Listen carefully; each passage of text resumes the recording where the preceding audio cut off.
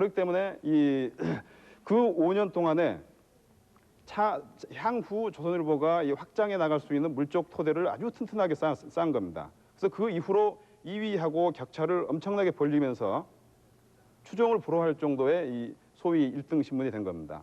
그렇기 때문에 이것을 국민들의 선택이기 때문에 반대해서는 안 된다 이렇게 이야기할 수는 없는 거죠. 김영석 교수께서 한 가지 정보만 드리겠습니다. 잠깐만 보충하시고 넘기겠습니다. 그러니까 전두환 정권 시절에 조선일보가 매출액이 428%가 늘어났고요.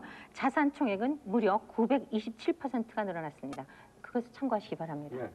네. 지금 두 분 말씀 중에 제가 뭐 처음에 할 얘기가 많은데 우선 두 분 말씀에 대해서 두 가지 말씀만 드리고 싶습니다. 아까 우리 김동남 교수님 말씀 중에 조갑재 씨가 뭐 쓴 글을 가지고 이제 이렇게 우리가 운동을 한다 하는 그 이제 뜻으로 말씀을 하셨는데 조갑재 씨가 쓴 글이 이 얘기 들어보세요. 근데 이제 우리가 강연을 할 때라든가 글을 쓸 때에 회사에 가서 강연을 할 수도 있고 학교에서 할 수도 있고 그다음에 군에 가서 강연을 할 수도 있습니다. 근데 다른 사람 몰라도 저는 말이죠. 사람 다 비슷하겠지만은 그 청중에 따라서 톤이 달라진다 이게. 이것은 월간 조선이라는 공식 매체에 난 글들입니다. 그리고 그것이 어느 상황에서 쓰느냐 하는 것도 다르고 그런데 이제 어떤 그 조선일보 안에도 많은 사람이 있는데 어떤 한 개인이 어느 시기에 어떤 기분에 의해서 쓴 글을 하나 딱 뽑아가지고 그래가지고 이제 이것을 이렇게 얘기하는 거는 그거는 조금 문제가 있다고 생각해요. 공인이 한 말은 책임을 져야죠. 얘기를 들어보세요. 그 다음에 또 우리 김동민 교수님 말씀 중에 우리가 그 조선일보가 전두환 세력하고 영합을 해가지고 부수를 눌리면서 3등 신문이 1등 신문이 됐다 이제 말씀을 하셨는데 저는 두 분한테 묻고 싶어요. 뭐냐면은 우리가 저 중학교서부터 민주주의라는 거는 출판, 사상 이런 종교의 자유가 있다. 그러니까 이제 신문사 중에는 말이죠. 어떤 신문은 체제에 도전하는 신문도 있고 또 어떤 신문은 체제를 옹호하려는 신문이 있다 이게. 근데 이제 가령 무슨 뭐 영합을 하려고 하는 의도가 있는지 없는지는 별개로 놓고 체제를 옹호하는 신문을 우리 사실로 놓는다. 우리 사회의 기본으로 놓는다 하고 이제 그 영업 활동을 하는데 근데 이제 정부가 이 신문이 우리 활동하는데 유리하다.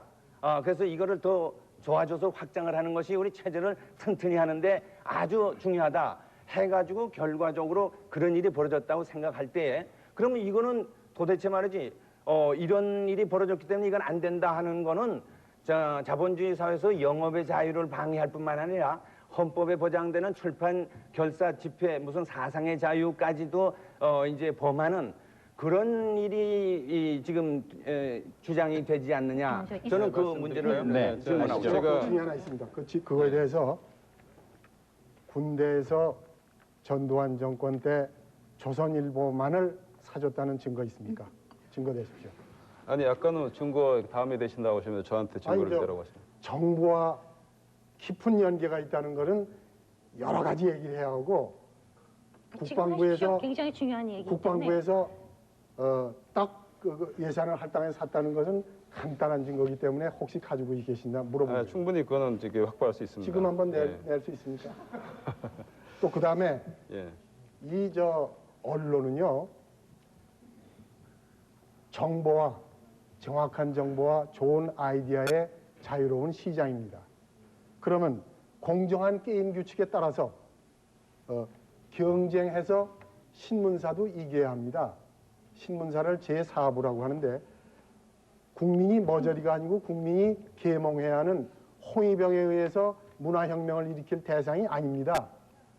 그 국민의 그게 게임 규칙에서 게임 규칙대로 해서 조선일보가 무슨 남의 업무 방해하고 남의 신문 방해한 일이 있습니까? 그래서 부수가 제일 많다고 해서 신문사 앞에서 데모하고 스로강 매도로 어떻게 해보겠다는 거는 아주 옳지 않습니다. 자, 김영석 교수님 말씀 중에 그 결과적으로 전두환 정권과 조선일보가 잘 맞아 돌아갔다고 하더라도 그걸 가지고 조선일보를 비난할 수는 없지 않느냐 이런 말씀이신데요. 제가 이렇게 한번 다시 여쭤보죠. 신문사가 비즈니스를 위해서는 비즈니스를 위해서라면 신문사는 어떤 체제와 영합해도 괜찮습니까? 그건 아니죠. 네. 그건 아니고. 그럼 전두환 정권과 어떤 결과적으로 아니는 이렇게 영합을 했다면 네. 그것은 문제로 봐야 하지 않을까요? 저는 그 부분에 대해서 네. 대답을 하죠. 제가 이제 우리 한국 현대사 한 55년 되지 않습니까? 해방 후서부터 이것을 학자니까 크게 나눠가지고 전반부 3분의 2는 말이죠. 폭력 정치라고 저는 이제 규정합니다. 그 학자에 따라서 다르지만은 그거는 이승만 정권서부터 시작을 해가지고 박정희, 전두환, 노태우까지. 노태우는 약간 이제 오락가락했으니까 조금 다르지만은. 예. 그러나 하여간 그거는 군사력이라든가 경찰력이라든가 서북청년단이라든가 어쨌든 그렇게 해가지고 나라를 세우고 이끌어 왔단 말이에요. 그리고 전반부 3분의 1을 그렇게 보고 그다음에 그 후반부에 김영삼 정권하고 그다음에 지금 현재 이 김대중 정권을 저는 어떻게 보느냐면 선동 정치의 실험이다. 그러니까 그 시절은 폭력 정치의 실험이다. 그 이제 학자가 보는 것에 따라 다릅니다. 왜 우리가 말이죠 해방 직후에서부터 3분의 2가 폭력 정치의 실험을 하지 않을 수가 없었던가 하는 것을 알고 계셔야 됩니다. 이건 그냥 폭력 정치라는 그 결과만 가지고선에 때려잡을 게 아니고. 우리가 그 당시에 말이죠. 남의 나라의 식민지가 됐던 나라가 해방이 되면 말이죠. 대체로 분위기가 말이죠. 그 선진국가의 압제를 받아서 착취당했기 때문에 분위기가 자연히 그대로 놔두면은 사회주의 정권이 성립되게 돼 있습니다. 그런데 그 사회주의 정권을 성립될 것을 강압적으로 어떤 의미에서는 강압적으로 자유민주주의를 만들어 놓고 이끌어 올라니까 그다음에 거기서 패배한 사회주의 세력이 계속 보존을 하니까 그것을 유지하려니까 어쩔 수 없이 폭력이 될 수도 있다 이게. 그러니까 전두환 정권의 정당성을 인정하시는 거군요, 교수님께서는. 그러니까 저는 말이죠. 그 정당성이라는 것이 우리가 결과적으로 이승만 정권서부터 오늘에 이르기까지 이 한 현대사를 말이죠. 과거를 전부 하나하나 깨가지고 이거는 다 아니다. YS 정권이 그랬거든요. 저기 상해 임시정부서부터 시작해가지고 그다음에 붕 떠서 중간에는 다 집어치우고 그다음에 자기 정권이 정통성이다. 그다음에 DJ 정권은 YS 정권까지도 군부하고서는 영합을 했으니까 너도 아니고 상해 임시정부서부터 붕 떠가지고 DJ 정부가 이제 정통성이다. 저는 그렇게 보질 않고 또 제가 이제 보수주의자이기 때문에 그런지 몰라도 보수주의 시각은 뭐냐면은 어쨌든 간에 우리가 해방 직후서부터 지금까지 온 것은 그 나름대로가 이유가 있기 때문에 그것을 전부 정통으로 보자 말이죠. 그런 시각에서 보면은 우리가 설명이 가능하다고 봅니다. 네, 그래서 교수님께서는 전두환 정권과 그 조선일보가 유착했고 그 유착의 결과 아까 말씀드린 것처럼 재산이 총 매출이 400%가 늘어나고 재산이 1000%가 늘어났습니다. 그래도 정당하다고 말씀하시는 거죠. 그렇죠? 결국 지금 현재 자본주의 세상에서는 물적 토대가 대단히 중요합니다. 아무리 훌륭한 정보를 양질의 정보를 가지고 있어도 물적 토대가 없이 그것을 제대로 전달하기 대단히 어렵거든요. 그 표현에 하나만 아까 공정한 게임이라고 하신 것처럼 전제 조건이 틀렸다는 다른 데로 겁니다. 넘어가기 전에 지금 거기서 하나 지적하고 넘어가야 될 게 뭐냐면은 제가 전두환 정권의 정당성을 인정하는 게 아니고 우리 국민이 국민투표와 대통령 선거를 통해서 전부 인정한 사실입니다.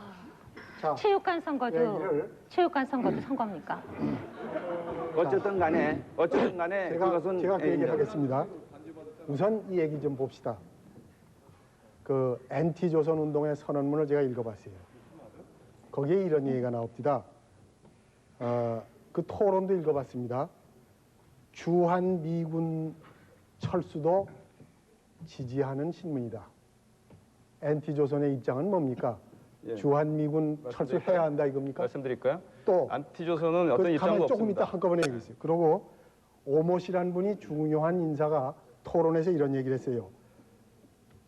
조선일보는 주한 미군을 옹호하는 신문이다. 또 홍모 목사는 이런 얘기를 했습니다. 조선일보는 폐간돼야 한다. 이게 일제시대입니까? 자, 그런데 그런 입장들은 그런 생각은 뭐냐? 각자의 글쎄, 입장이고 각자 입장이라고 그다음에 하는데 가장 여러분들의 안티- 중요한 위치에 있는 분들이 한 얘기입니다. 안티조선 그거 어떻게 생각하세요? 안티조선 운동은 아까도 말씀드렸던 것처럼 이것을 개인적으로 이념화시키는 분들이 계신지는 모르겠습니다.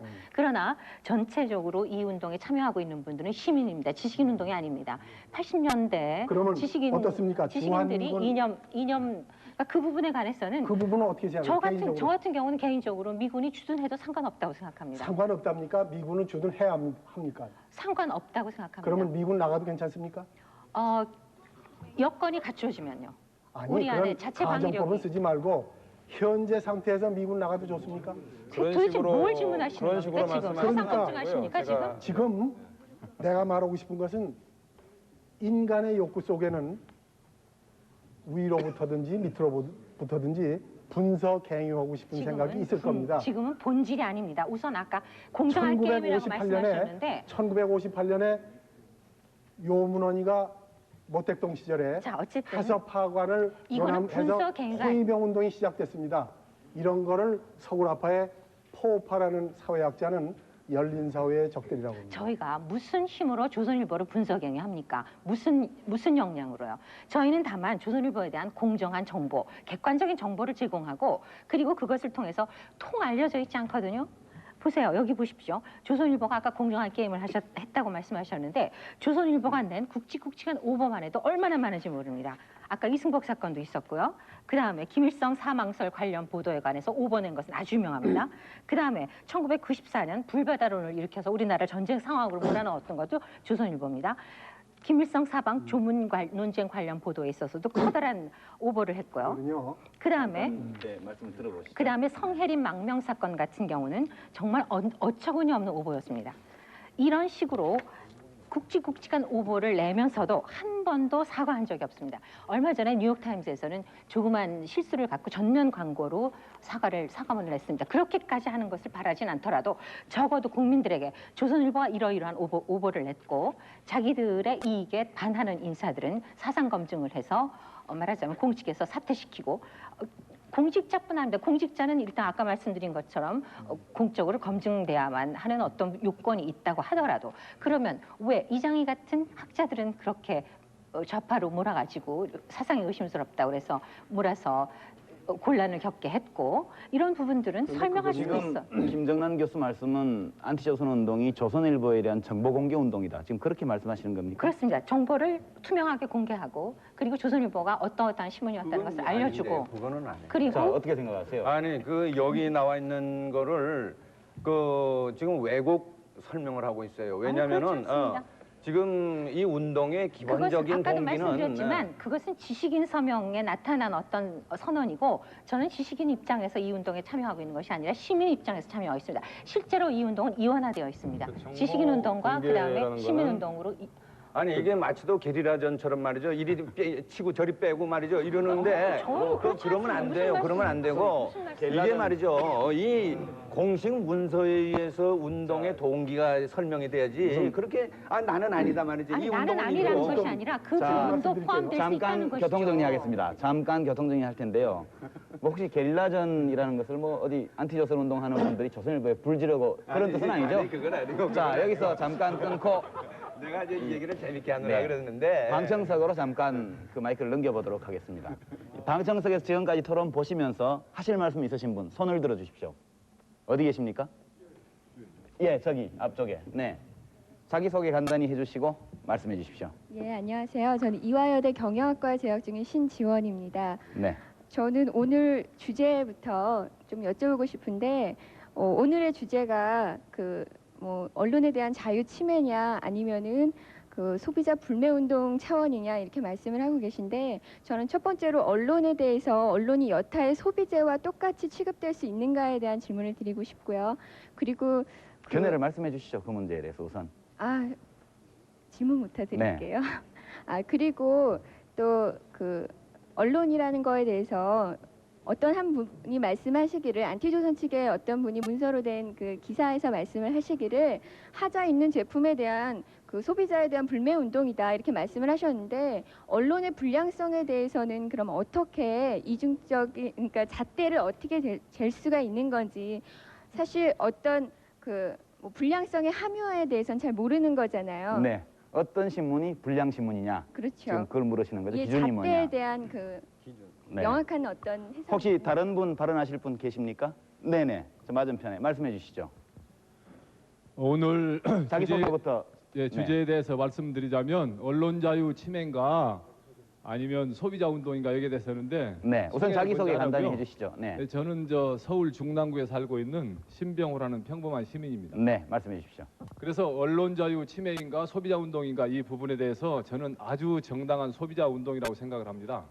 왜 그러냐면 우리가 그 불량 식품을 제조하는 업자들을 우리 소비자들이 많이 고발을 하고 또 응징을 하고 이런 차원에서 그동안의 조선일보의 행적을 보면 태어날 때부터 친일 행적을 많이 했고요. 또 특히 우리 양민을 학살한 전두환, 광주 학살을 옹호하고 전두환을 구국의 영웅으로 칭송을 하면서 급성장을 했고 그 뒤에도 정말 아까 여러 교수님들이 나열하신 바대로 여러 가지 여론을 조작하고 날조하고 또 인권을 유린하는 데 외면을 하고 진실을 왜곡하고 편파 보도를 하고 더군다나 우리 7천만 국민의 염원인 통일을 방해하는 지금까지 그 조선일보를 쭉 보아오면 정말 말할 수 없는 우리 국민에게 많은 거짓말을 하고 우리 국민의 염원인 통일을 방해하고 정말 수구냉전적인 이런 보도를 했기 때문에 이거는 첫째 우리 국민에게 거짓 정보를 많이 제공했기 때문에 아주 그 불량식품이고 말하자면 우리가 아침 저녁으로 원하는 신문은 우리가 숨쉬는 공기이고 우리가 매일 마시는 물과 같은 건데 조선일보를 제가 보면 아주 오염된 공기를 우리 국민에게 제공을 하고 알겠습니다. 아주 저 독극물이든 물을 계속 제공하기 때문에 알겠습니다. 예, 반드시 그래야 되시죠. 국민에게 사죄를 해야 되고 또 이런 그 잘못된 불량식품은 우리 국민의 입장에서 응징을 하고 거부를 하고 반드시 이 조선일보는 우리 국민에게 사죄를 하고 네, 알겠습니다. 정말 가능하면 자진 폐간하는 것을 저희는 바라고 있습니다. 네, 고맙습니다. 아까 질문하신 분 방청객 어떤 기준으로 분량을 가리냐는 말씀을 하셨는데요. 혹시 답변이 됐습니까? 글쎄 저는 너무나 그 지금 토론상에서도 이미 그 어느 쪽에서는 그런 것을 이제 뭐 허위다 이렇게 말씀하시고 어느 쪽에서는 어떤 그 보는 논지의 차이다 이렇게 말씀을 하셨는데요. 지금 말씀하신 분도 어떻게 보면 제가 들으면 어떤 개인의 입장 같거든요. 그래서 그 아직도 그 잣대에 대해서 명확성을 가질 수 없는데 지금 말씀하신 거에 비하면 이제 언론의 불량성은 한 기준이 세워진 거네요. 조선보다 더 불량하면은 자진 폐간해야 되는 걸로. 네, 알겠습니다. 바로 대해서 그렇습니다. 얘기가 왜냐하면 됐습니다. 지금 네, 제가 그 저쪽 저번에 대해서 분께서 얘기했습니까? 자기 네, 의견을 있습니다. 말하듯이 저도 제 의견을 말하는 거거든요. 잠깐 기다려 주십시오. 네. 자, 이 방청객의 발언에 네, 저분께 얘기 말씀하시죠. 답변하죠. 원래 죽은 사자 상대로 큰 소리 친 건 아닙니다. 일정 때 선생님 일정 때 몇 살이셨습니까? 선생님은 그때 살아계셔야만 역사를 아십니까? 그다음에 전두환 오를 얘기하는데 예. 사자가 죽은 후에 논박해서는 안 됩니다. 그리고 언론에 지금 그 김 교수님이 몇 가지 그 오보라고 김 교수님이 믿고 있는 거를 써주시고 또 저쪽에서도 그렇게 저는 얘기를 오보라고 하는데 생각하지 않고요. 날조라고 생각합니다. 그 내가 변호사지만은 재판의 역사는 뒤집어 말하면은 오판의 역사입니다. 얼마나 인간이 부족하고 부실하면은 오판을 저지르느냐. 그래서 옷깃을 여미고 등에 찬물을 일으켜가면서 일하는 게 판사나 변호사나 검사의 역할입니다.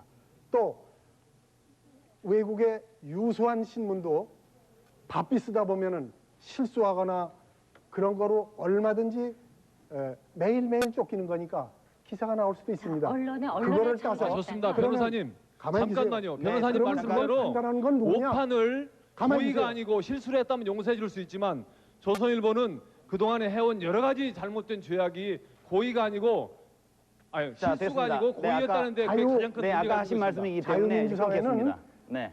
그 다양성, 특히 우리는 조선일보야말로 다양성을 인정하지 않은 사회, 아드버서리 시스템, 인정하지 않은 그 집단입니다. 상대 토론의 제도라고 합니다. 예전에는 임금님이 불러서 내죄를 알렸다 했지만은 지금은 판사가 있고 검사가 있으면은 변호사가 있으면 서로 토론해서 논리를 가지고 이제 처음부터 조선일보는 날조라고 하는 것은 그 논박 방식이 너무 무지막지하지 않을까요? 지금은 그러고 결론만 말씀할 수밖에 없기 때문에 저렇게 말씀했을 것이라고 생각하고요. 앞으로 찬찬히 조선일보 관계에 대한 정보를 그리고 제공하는 작업을 신문의 해나갈 역사는 것입니다. 어느 의미에서는 뉴욕 타임스의 역사와 워싱턴 포스트의 역사나 런던 타임스나 피가로의 역사를 언론학에서 보면은 가만히 쳐다보면은 그 오버했던 해프닝을 조사하면은 신문을 검토하는데 재미난 현상이 있다고 합니다. 자, 여기서 그 일구절 하나 가지고 자기 마음에 안 든다고 그렇게 흥분하는 것은 구절이 아닙니다. 국가 국민이 전체의 가장 어떤 많은 국민이 조선일보를 보고서 그걸 택하고 있습니다. 국민에 도전하고 싶으면 도전하세요. 국민에게 도전하는 것이 아닙니다. 국민이 제대로 된 정보를 가지고 있지 못하기 때문에 그런 선택을 하는 것이라고 믿는 것입니다. 자, 거기까지 말씀하시고 네. 김동남 교수님 말씀 제가 다 수긍하면서 말씀을 드리고 싶은 것은 뭐냐면은 우리가 그 오보 문제라면 정당한 절차로 이게 언론중재위원회라든가 신문윤리위원회에 얼마든지 걸 수가 있어요. 예, 앞으로 저는 그렇게 하겠습니다. 지금까지 그런 일을 안 하다가 그 다음에 이제 지금 이 시민운동으로서 지금 이 문제가 된 것은 오보 문제가 이 테마는 아닙니다. 분명히 그 한 테마지 그 부분에. 그렇죠. 예, 그러니까 지금 시민운동이라는 것의 이 지금 기본 동기는 아까 제가 3가지라고 파악을 했어요. 그런데 더 중요한 건 뭐냐면은 우리가 모두 사람들이 하는 일 아닙니까? 아까도 뭐 어떤 기자가 무슨 뭘 썼든 간에 다 사람들이 하는 일에 실수가 있고 지금 또 변호사님 뭐 재판의 역사 자체가 오판의 역사다 뭐 할 정도로 사람이 하는 일을 오판의 역사기 때문에 아니, 그것이 얘기를 정당한 들어보세요. 것은 아닙니다. 얘기를 들어보세요. 끊임없이 수정을 통해서 교정을 아니, 통해서 앞으로 나아가 조금 발전해야 되겠죠. 토론의 예의를 갖추자고요. 뭐냐면은 이 사람의 그 불안전성 때문에 우리는 제도적으로 보완을 어떻게 하느냐 하면은 신문에 여러 가지 문제가 생겼을 때는 지금 말씀드린 대로 언론중재위원회라든가 뭐 여러 가지가 있단 말이에요. 그러면은 지금 제가 시급하게 제도화해야 되겠다고 느끼는 게 뭐냐면은 지난 4.13 총선 때부터 시민운동이 말이죠. 이게 도를 지나치지 않느냐 하는 사회적인 여론이 생겼어요. 법적인 절차가 있는데도 불구하고 법을 무시하면서 막 하고 대통령이 그걸 지지하는 바람에 대통령까지 곤혹을 치르게 됐단 말이에요. 그래서 그 부분이 오늘 또 여기서 느껴지는데 우리 시민운동도 인제는 말이죠. 시민운동 중재위원회라든가 시민운동 윤리위원회를 시급히 만들어야 되겠다는 절실한 느낌을 들어요. 왜냐하면은 이게 지금 시민운동이면 아무거나 해도 좋단 말이지. 자, 좋습니다. 법적인 어떤 그 자유민주주의 출판 자유, 이 사상의 자유까지도 우리가 막 그냥 이 획일적으로 몰아가는 이런 일을 해서는 안 되겠다는 것을 제가 느낍니다. 네, 좋습니다. 자, 이 말씀에 자, 김 시민들에게는 교수님 잠깐만요. 자, 그렇지 않습니까? 잠깐만. 법조항에 뭐가 잘못돼 있습니까? 자, 지금 김영석 교수님 하신 말씀에 대해서 김동민 교수께서 반론을 해주시죠. 중재위원회를 통해서 정정 보도를 하게끔 하자 법적으로 충분히 공감하고 그럴 필요가 있다고 봅니다.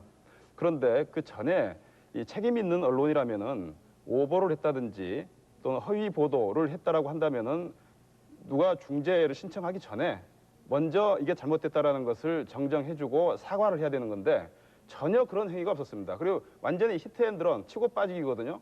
일단 특히 이 남북 관련 보도에서는 엄청난 오보를 합니다. 아까 김정은 선생님 말씀하셨듯이 그거에 대해서 오보라는 것이 밝혀져도 전혀 사과를 하지 않고 정정도 하지 않아요. 거기에 대해서 제가 하나 잠깐 그 전에요. 제가 한 가지 확인을 하고 싶은데 김영석 교수께서는 지금 안티조선운동, 기고 거부, 인터뷰 거부, 취재 거부, 불매운동 이것이 법에 어긋나는 운동이다. 지금 이 말씀을 하시는 건가요? 아까 무슨 법을 무시한다. 아니 그게 아니고 지금 말씀하시는 입장이 뭐냐면 오보를 가장 클로즈업 시키거든. 오보 때문에 이걸 하는 것처럼까지 강조를 한단 말이에요.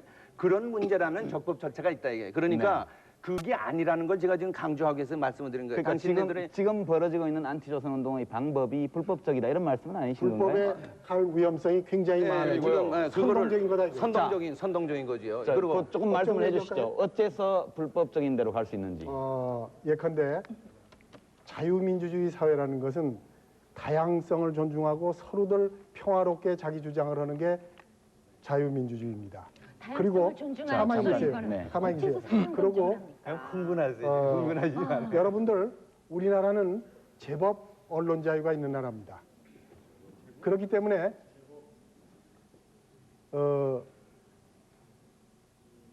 언론 자유가 좀 없는 점도 있어요. 왜냐? 전부 빚을 져가지고 신문들이 정부 지배하에 은행으로부터 대출이 끊길까 봐 전전긍긍하는 신문들 많아요. 그런 점 빼고는 조선일보 정도는 열심히 그렇게 빚이 많지 않은 모양입니다. 열심히 노력해서 제법 언론 자유가 있는데 여러분은 특히 정부의 정당한 정책을 딴지건다. 그렇다면은 선택을 하라 이거예요.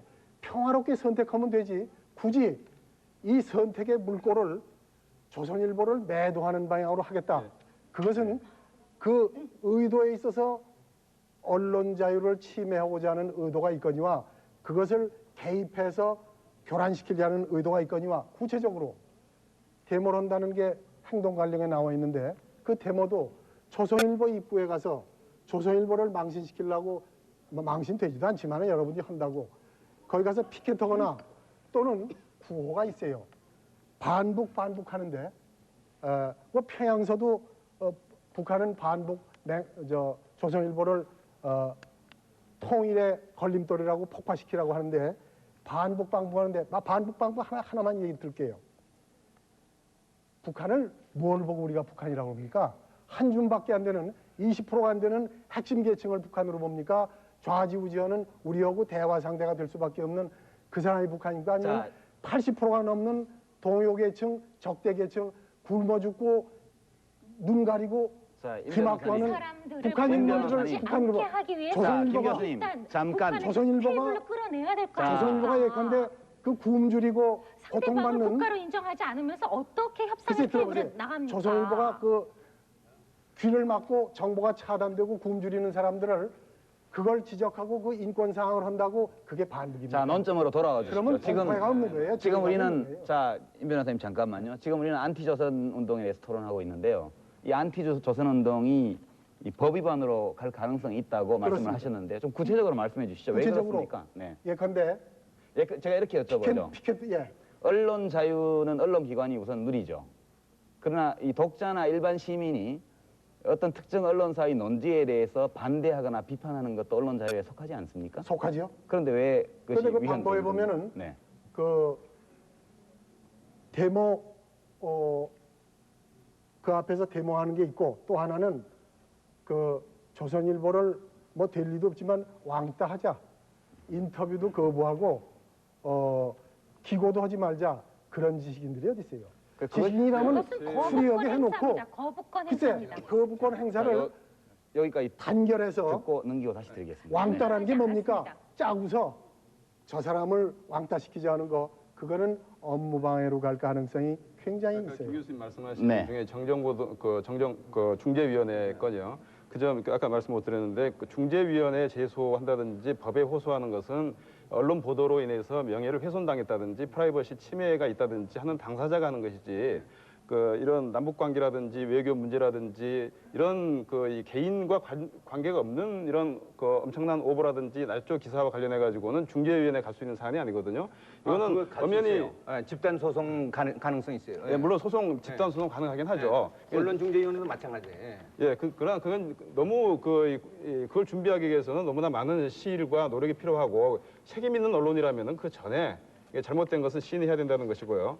그 또 한 가지 그 말씀드릴 것은 임 변호사님 본시니까 그 기자회견 하실 때 오셨나요? 그 안 집회. 갔습니다. 근데 어떻게 문서로 그 봤어요.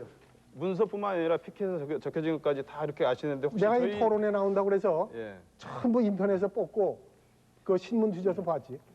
글쎄 그 인터넷에 있는지 모르겠는데 저희한테 정부하고 유착됐다고 말씀하셨는데 혹시 조선일보하고 유착이 안 되셨는지 모르겠고요. 나는 조선일보 제가 말씀하세요. 애독자예요. 아니, 제 조선일보의 말씀을 하나 들었어요. 사설론지에 적극 찬성하는 사람. 아까 내가 잊어버리기 전에 말씀을 하겠는데 사실 오늘 우리가 토론을 하면서 이 조선일보가 틀림없이 다 보고 있을 겁니다.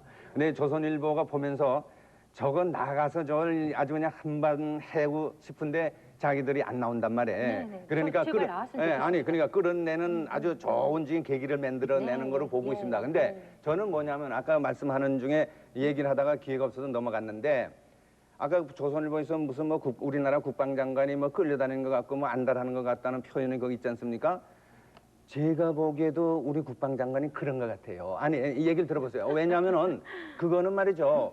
그 상황이 기자들이 쓴 것에 여기서 변론할 기회가 있다면 충분히 이유가 있을 겁니다. 그런데 그런 것 저런 거를 안 하고 전부 이쪽에서 지금 일방적으로 매도하는 거랑 마찬가지거든요. 그건 오보다 그거는 뭐단 말이죠. 그러니까 이것을 조선일보가 나와서 깨라는 가만있어 거예요, 봐요. 그러니까. 이거를 말이죠. 이게 어떤 의미에서 심리적인 폭력인데 이런 것을 막기 위해서 중재위원회라는 법적 제도가 있는 거예요. 제도를 하질 않고 이런 방법을 취하는 자, 거는 이거는 정당한 방법이 김영석 교수님, 아닙니다. 그 문제에 관해서는 아까 김동민 교수께서 이렇게 이 당사자가 법적으로 하는 거라는 말씀으로 이제 답이 됐다고 보고요. 아까 임광규 변호사께서 제기하신 중요한 논점이 있는데요.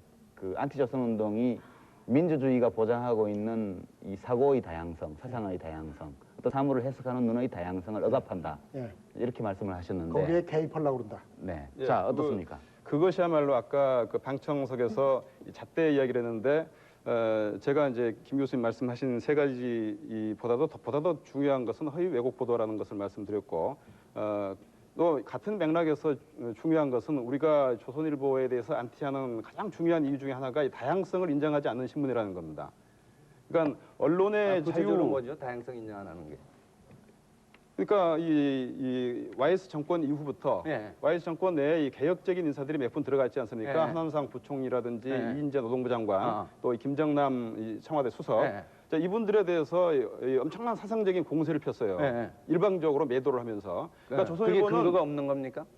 예, 근거가 없죠. 그리고 그리고 큰일 난 소리 하는데 최장직 교수 사건에 대해 최장직 교수에 대해서 왜곡 보도한 것은 법원에서 조선일보가 패소 판결을 받았습니다. 아니 그거는 지금 잘못 얘기하셨는데 네. 법을 모르고 하신 말씀인데 가처분이라는 것은 나중에 혹시라도 승소하면은 피해가 있을까봐 우선 동결해놓고 보자. 맞습니다. 어쨌건 나중에 그걸 어떻게 패소라고 얘기합니까? 절대 안 해. 가처분 소송에서 졌지 않습니까? 그건 조선일보가. 아니, 가처분 아니라니까. 소송이라는 것은 그 어느 정도 가압을 일리가, 해보셨어요? 일리가 있으니까 가압류를 법원에서 하면은 받아들인 거죠. 그게 무조건 공탁금 걸면은 일단은 혹시 이 사람이 나중에 재산 도피할까봐 또는 상황을 변경시켜서 이겨도 소용없을까봐 하는 거지.